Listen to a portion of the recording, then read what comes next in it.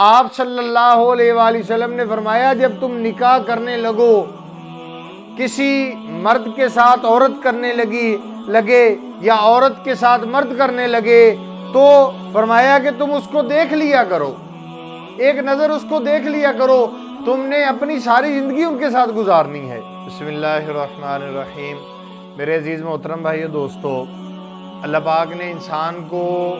اپنے ماں باپ کے تابع بنایا ہے، اور شریعت بھی یہ کہتی ہے کہ تم ماں باپ کی حکم کی اتباع کرو، ماں باپ کے بتائے ہوئے طریقوں پر چلو۔ لیکن شریعت کی ایک حد تک قاعدہ اور قانون ہے، ایک حد پہ آگے جب اللہ پاک آدمی کو یا عورت کو شعور دیتا ہے تو پھر اللہ پاک اس کو اس چیز کی بھی سمجھ دیتا ہے کہ کس چیز میں اس کا گھاٹا ہے، کس چیز میں اس کا نفع ہے اور کس چیز میں اس کو نقصان ہو رہا ہے۔ لہٰذا ایک محدود مدت تک ہوتا ہے کہ آدمی ہر بات، یعنی کھانا پینا اپنے ماں باپ کی مرضی سے، پہننا اپنے ماں باپ کی مرضی سے، اور گھر سے باہر نکلنا اپنے ماں باپ کی مرضی سے۔ لیکن ایک وقت آتا ہے کہ بچہ جوان ہوتا ہے، بڑا ہو جاتا ہے، اللہ اس کو سمجھ بوجھ دے دیتا ہے، پھر جو ہے وہ اپنے اختیارات کو استعمال کرتا ہے، اپنی مرضی سے باہر جاتا ہے، اپنی مرضی سے کھانا کھاتا ہے، اپنی مرضی سے سوتا ہے، اپنی مرضی سے اٹھتا ہے۔ تو اسی میرے عزیز محترم بھائیو دوستو، اسی طرح شریعت کے اندر جو ہے جب بچہ چھوٹا ہو تب اس کے لیے ضروری ہے کہ ماں باپ کے حکموں کو مانے، ہر بات کو مانے، اور جب بچہ بڑا ہو جاتا ہے اور بالغ ہو جاتا ہے تب شریعت کا حکم ایک آتا ہے، ماں باپ کی اتباع کرنا تب بھی ضروری ہے، کیونکہ ماں باپ کے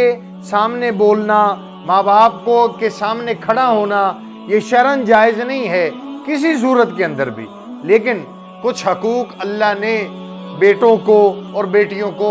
عطا کیے ہیں، وہ اللہ کے عطا کرتا ہے کہ جب بھی تم اپنی بیٹی یا اپنے بیٹے کا نکاح کرنے لگو، اپنے بیٹی یا بیٹے کا نکاح کرنے لگو، تو شریعت یہ کہتی ہے تم اپنے بچوں سے مشورہ کر لو، تم اپنے بچوں کی رائے لے لو کہ وہ جہاں تم نکاح کرنے جا رہے ہو، آیا کہ ان کا نکاح کرنے پہ ان کا دل آمادہ ہے یا نہیں ہے، اس بات کا مشورہ لینا۔ میرے عزیز محترم بھائیو دوستو، آپ صلی اللہ علیہ وآلہ وسلم نے فرمایا جب تم نکاح کرنے لگو، کسی مرد کے ساتھ عورت کرنے لگے یا عورت کے ساتھ مرد کرنے لگے، تو فرمایا کہ تم اس کو دیکھ لیا کرو، ایک نظر اس کو دیکھ لیا کرو، تم نے اپنی ساری زندگی ان کے ساتھ گزارنی ہے۔ آج کیا ہوتا ہے ہمارے معاشرے کے اندر، کیا حال ہے، ماں باپ نے چاہے بیٹی ہے بیٹا ہے اس کے لیے جو فیصلہ کر دیا وہ حرف آخر ہے، نہ بیٹی کی رضا کو، بیٹوں کی رضا کو پھر بھی پوچھ لیا جاتا ہے، لیکن بیٹیوں کی رضا کو پوچھنا تو عیب سمجھا جاتا ہے۔ حالانکہ میرے عزیز محترم بھائیو دوستو، یہ بیٹی کا حق ہے، یہ بیٹی کا حق ہے کہ اس سے اس کے نکاح سے پہلے پوچھنا کہ بیٹی فلاں جگہ پہ ہم تیرا نکاح کرنا چاہتے ہیں، کیا تو اس پہ راضی ہے؟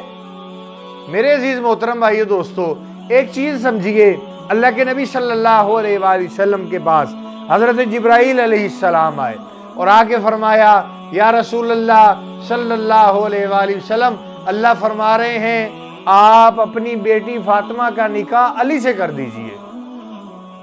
اللہ کے نبی صلی اللہ علیہ وآلہ وسلم منبر پہ سوار ہوئے، منبر پہ چڑھے، صحابہ بیٹھے ہوئے ہیں، اللہ کے نبی صلی اللہ علیہ وآلہ وسلم نے فرمایا، میرے صحابہ، اللہ نے میرے پاس جبرائیل علیہ السلام کو بھیجا ہے، اور بھیج کے اللہ نے فرمایا ہے آپ اپنی بیٹی فاطمہ کا نکاح علی کے ساتھ کر دیجئے۔ اور یہ اعلان کرنے کے بعد اللہ کے نبی صلی اللہ علیہ وآلہ وسلم منبر سے اتر کے اپنے گھر گئے اور حضرت فاطمہ سے پوچھنے لگے، حالانکہ پیچھے دیکھیے اللہ کا حکم ہے، لے کے آنے والا کون؟ سارے فرشتوں کا سردار جبرائیل لے کے آنے والا، حکم کس کا؟ اللہ کا کہ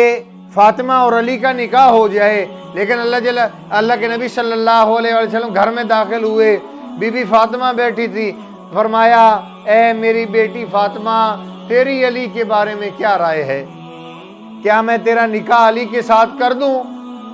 کیا میں تیرا نکاح علی کے ساتھ کر دوں؟ تو اللہ کے نبی صلی اللہ علیہ وآلہ وسلم کو پوچھنے کی ضرورت نہیں تھی، وہ امام الانبیاء تھے، وجہ کائنات تھے،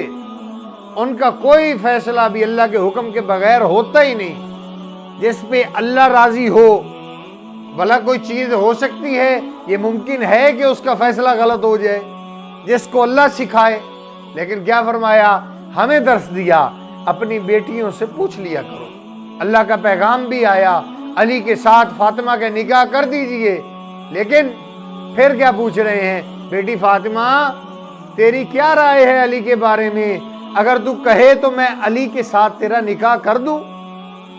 میرے عزیز محترم بھائیو دوستو، یہ امت کو پیغام دینا تھا، یہ امت کو بتانا تھا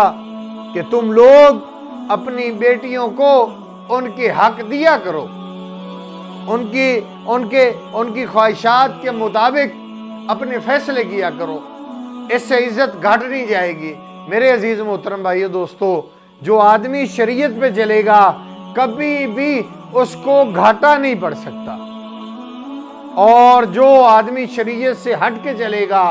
اس کو کبھی نفع نہیں ہو سکتا، وہ نفعوں کے نقشوں میں اللہ اس کو نقصان دے گا۔ تو اس لیے میرے عزیز محترم بھائیو دوستو، کوشش کریں، اپنی بیٹیوں سے پوچھیں، اپنی بیٹیوں کو ان کا حق دیں،